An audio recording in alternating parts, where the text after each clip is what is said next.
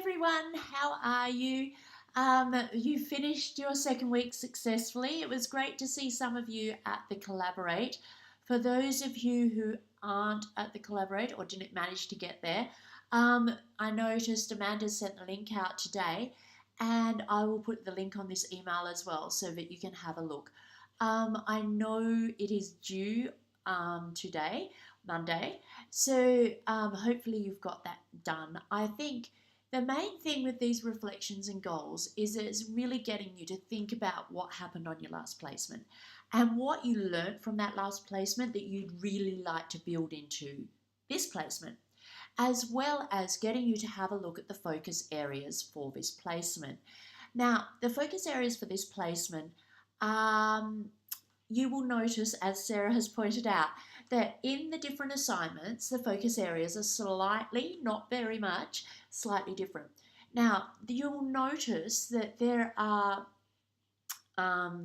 different FAs. Some of them you've already covered. There are 2 FAs that you have already covered in your previous placement. So in the table, you will find that there's 6.1 and 6.3. Now, you have done 6.3 before, and there are 2 in there that are covered across all of your placement units. So the ones that are specially marked for this particular placement unit, they're the ones in your portfolio. There are other ones, but the extra ones, there's the extra 4, standard 4 and the extra standard 6 that are covered right throughout all your placement units because you're expected to do them through all the placement units. And they're things that you can utilise and integrate into the other FAs. So I was talking to Alison a bit yesterday about how you can, because you're familiar with the FAs that we had in the last placement, it's very easy to build your goals into those FAs. But if you start looking at these FAs, you will see a lot of these FAs easily work in to your goals that you've got associated with the other FAs. So you might be thinking, oh, I really, really want to do assessment, but I want to individually work out strategies. My goal is to individually work out strategies to do formative assessment so I can individualize the programs. Now, if you look at this placement's FAs, you'll see that not only does the assessment one actually fit into that really well, which fitted into your original assessment from your first placement, but so does the diversity FA fit beautifully into doing that, doing the formative assessment and then individualizing programs. So you can easily link, if you get to know the FAs from this placement, you'll easily link them into the FAs from last placement. Now, as I mentioned, there are those FAs that sit over all the units. So there's an FA in Standard 6 and an FA in Standard 4 that go across all of the placement units, and you'll find it in the next one as well. So they are there just because they are something that are common to all of the units and something we believe that you need to be working on all the way through. I hope that explains it a little bit more for Sarah and a few other people who are having a bit of trouble understanding that. If it doesn't, and it was really hard to explain all this on the board in the writing because for some reason when I updated, my Flash wouldn't let me do any of the talking on the board. So if that works for you, that's fantastic. If you still got questions, feel free to email me and I'll try to clarify it all a little bit more for you.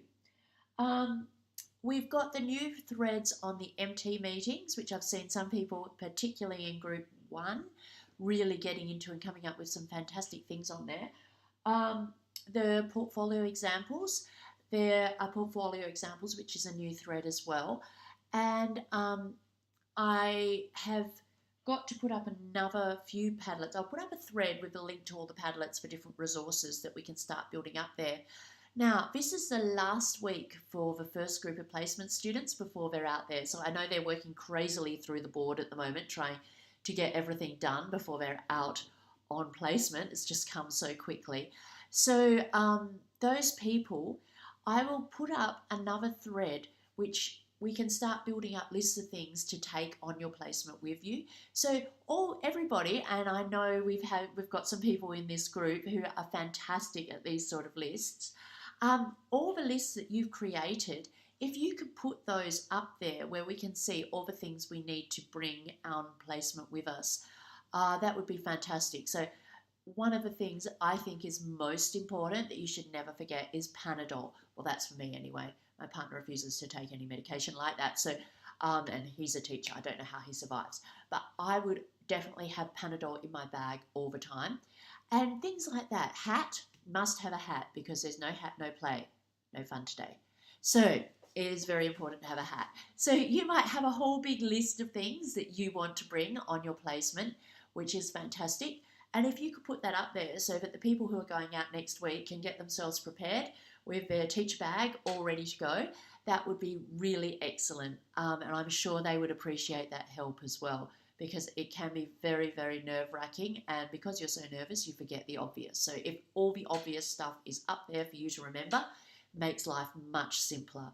Now, there was also another thread that Liz asked to put up here. I will have to go through and I'll try and get that up as well. I said I would, and then things got a little crazy in my emails. So I will go through and make sure I've got that thread up as well. I am assuming everyone's happy with their reflections and goals. If you need a 48-hour extension, please let me know and I'll pop that in for you. It shouldn't be a difficult assessment. It shouldn't take very long at all. It's only 300 words, and it's really about clarifying all this for yourself more than anything else, getting it so that you know what you want to achieve and you've started really thinking about that before you go on placement. I think that is about it. I hope you are all looking after yourselves and got yourself into a nice routine of food and started looking at recipes and things that you can cook and prepare. Ways, if you've got children, that they can actually help you maintain the house while you're on placement.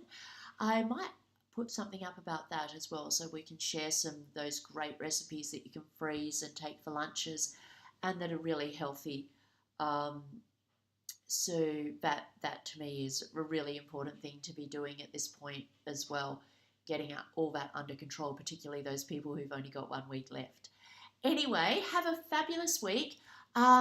If you, because I'm trying to go through backwards and forwards through all the boards, I've also got a lot of information coming in from mentor teachers as well as students that are just coming in, and I'll have to go through all the assignments. So if I'm not getting to your post on the discussion board quick enough or you really need a quick answer, always feel free to pop me through an email, and I'm on my emails an awful lot at the moment. So yeah, I will get to you pretty quickly that way. Or if there's something going on in the DB that you think I really need to know about, just let me know which thread it is and which group it is, and I'll make sure I get in there and find out what's going on. Okay, have a fabulous week, and I will chat to you next week. Bye.